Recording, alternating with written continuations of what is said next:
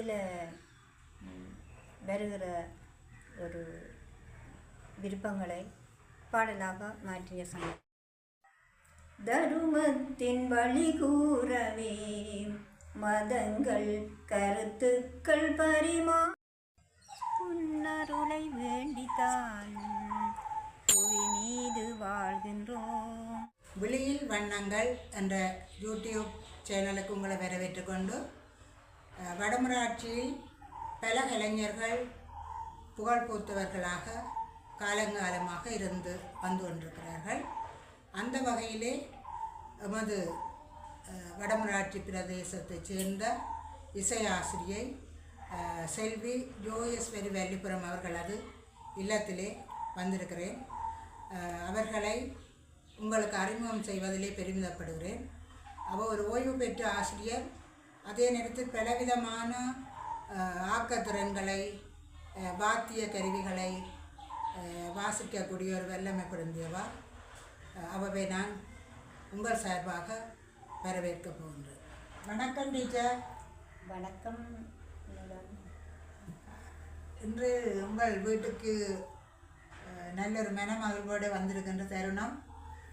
நீங்கள் எங்களுடைய விழியில் வண்ணங்கள் யூடியூப் சேனலுக்கு பேட்டி தந்த கலைஞர்களிலே 3வது கலைஞர்களாக உங்களை எங்களுடைய சேனலில் அறிமுகம் செய்யலாம் இருக்கிறேன். அந்த வகையிலே உங்களுடைய இசை பயணம் ஆரம்ப காலத்திலிருந்து இன்று வரை எவ்வாறு உங்களை நகர்த்தி சென்றது, நீங்கள் எதற்காக இந்த இசையை விரும்பினீர்கள் என்ற வகையிலே உங்களுடைய சில அறிமுக கருத்துக்களை கேட்பதற்கு ஆவலாக உள்ளேன். நன்றி.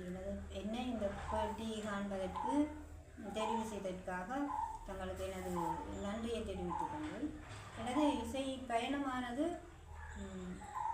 ஹார்மோனியம் என்ற ஒரு வாத்திய இசைக்கருவியுடன் தான் ஆரம்பித்தது. அந்த இசைக்கருவி தான் என்னை பலவாறு நகர்த்தி யாழ் பல்கலைக்கழகத்தின் இசைக்கலைமணி, வட இலங்கை சங்கீத சபையின் சங்கீத கலாவித்தவர் ஆகிய விருதுகளை பெற வைத்ததும், அதைத் தொடர்ந்து ஆசிரியர் நியமனம் பெற்று ஒரு ஆசிரியராக கடமையாற்றி இப்பொழுது ஓய்வு பெற்ற ஆசிரியராக இருக்கின்றேன். அந்த நிலையிலும் எங்கள் வடமராட்சி பிரதேச செயலக கலை பண்பாட்டு பிரிவினர் கலைஞான பாரதி என்ற ஒரு விருதினை தந்து கௌரவித்துள்ளமை, அதற்கும் அவர்களுக்கும் ஒரு நன்றியை கூறிக்கொண்டு நான் எனது பயணத்தை பற்றி உங்களுக்கு சொல்லலாம் என்று நினைக்கின்றேன்.